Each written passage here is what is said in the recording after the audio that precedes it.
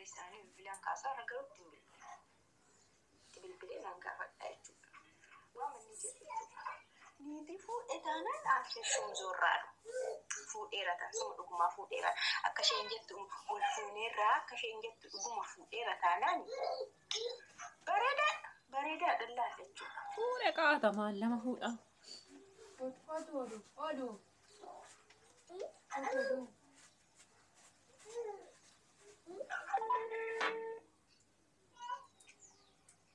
Jira hello. Hello. Saada mana lama fadisi. Hello.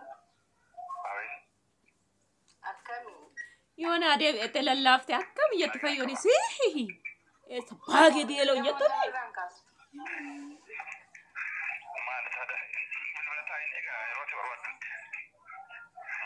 Bilbila maal yoo kaasti maal keessaa kanamne nama kamirraa bilbilan kaasu godhana miti.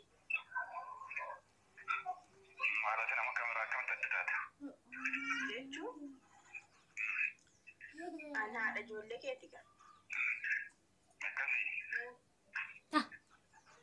Yoo maal jettu? Maal isa siin kaaddamu akkam garuu? Akkam? Ana haadha ijoollee kee ta'uu hin kaaddamu maal? Kun akkatti itti bashaadannaa bilbila kaaftu bilbiltuufillee akkanatti itti bashaada jechuudha. Kun akkatti namatti bashaadana. Akkanatti namatti bashaada. Hello jetti immoo shinoo kana keessa garaa naa laafette. Hello itti irratti hin kaastu? Hello. Ani fayyoo kaleessaan jettuun israataan. Torban iddoo ishii bu'e. Nda'u inaaru garwan. Ashama hordoftoota nagaa waaqayyo isiniif haa baay'atu. Jirtuu ani nagaa kooti galata waaqayyo. Namni nama aarsa gaa guyyaa guyyaadhaan nama aarsa waan ta'eef inna waan harkan dhagaan nama aarsa garaan nama haara. Dhugaa dubbachuuf. Inna jiraan bagan fuudhee sagalee isaa isin dhaggeeffachiisa itti bilbiltee sattaanu isin dhaggeeffachiisa. Bagan fuudhee bakka fuudhee garaa kee muradhuuti taa'ii. Ani sumaan hin jenne kalee obboleetti koo viidiyoon kalee hojjedhe irratti mee garaa muradhuuti zimmi jedhi taa'e. Ofiin gaabbee dhufa. Amma meeshiin garaa naaf alaafatti hello itti bilbiluudhaan galchu kan. Hin barbaachisu bakka itti bilbiluu. Maal barbaachisaa mee? Baay'ee otoo beeku, otoo fayyoon akka jirtu beeku, otoo haadha daa'ima lama jirtu beeku, otoo daa'ima qabu beeku baay'ee. Mee amma hello jetteeni maalitti haasa'uuf?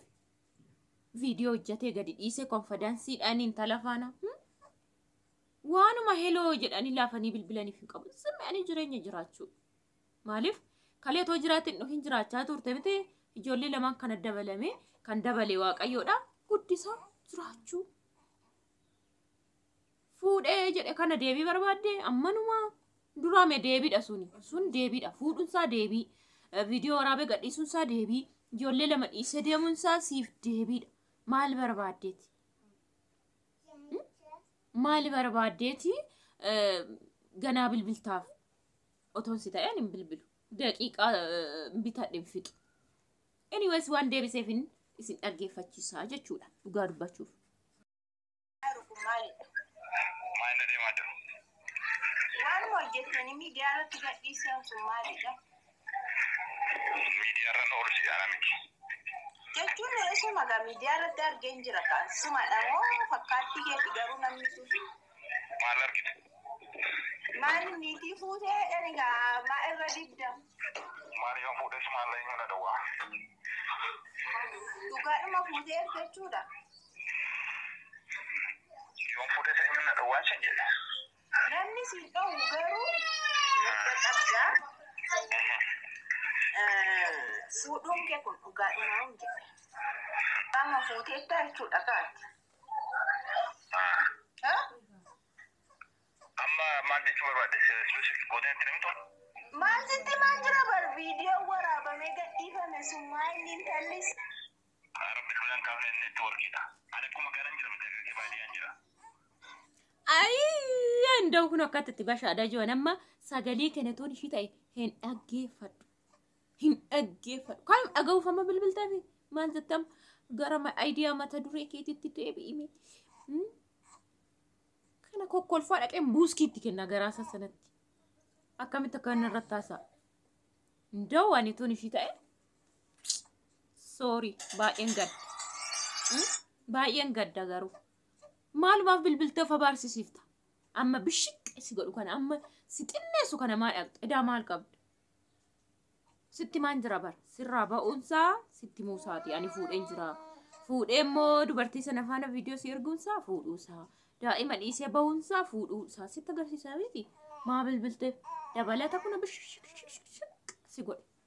Kana barbaadde egaa maaf hin dhiisin. Idaa maal qabdame. Yaa fayyoo koo anime duran si gorse viidiyoo gaan dhaggeeffattu bargix barreeffama masiiba barreessa maleedha. Otoo viidiyoo dhaggeeffattee yaada namaa fudhatta. Itti fayyadamta. Namni sin tuffatu. Amma akkanum si tuffataa jiran maal jechuu barbaaddeetti gara diyaa keetti gal fuudhuun anaan bahee addaa eeyyee fuudhe kamaal argaa jirta miidiyaa amarratti isa mul'atu jechaanii jira. Ay baay'een gaddee fi uumaa gochuu hin danda'u garuuyyuu. Banagaraachin la wanta akkanaa yoo si mudatee maal gochuu qabdu seetu zimmi jedha ta'a. Zimmi jechuutu furmaata. Maaliif isinitti mee jechuudha namni sun waan jiru. Amma namni tokko gaa'ila duraan akkanatti shokoshokee iddoo sirreeffatee ijaarratee maal jedhee dhufeeti.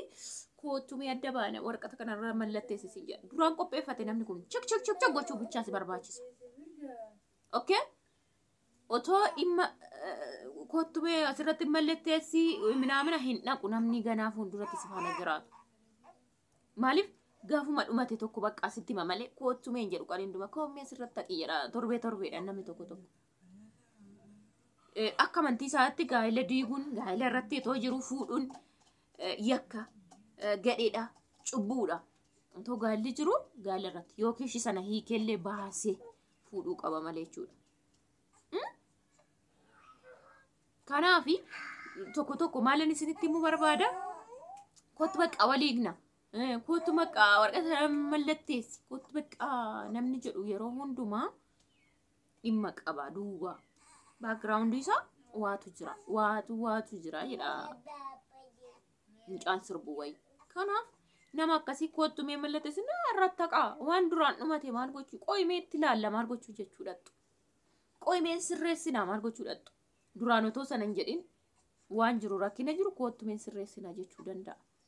Kanaaf atis isa geemii taphachaa inni sirratti jiru kana erga fuudhee si abashaqu kana dhiisi. Ta'a jireenya kee jiraatu yuutuubii hojjetan galee argattoon ijoollee kee xixinneessi qusadhu guddisi. Ana man masiidhaa boleetti ko. Ba'aa baay'een danda'anis sitti mun danda'u. Bakka warri man kokkolfitan naasoftee abashaqaa jirtan jettan ani uumama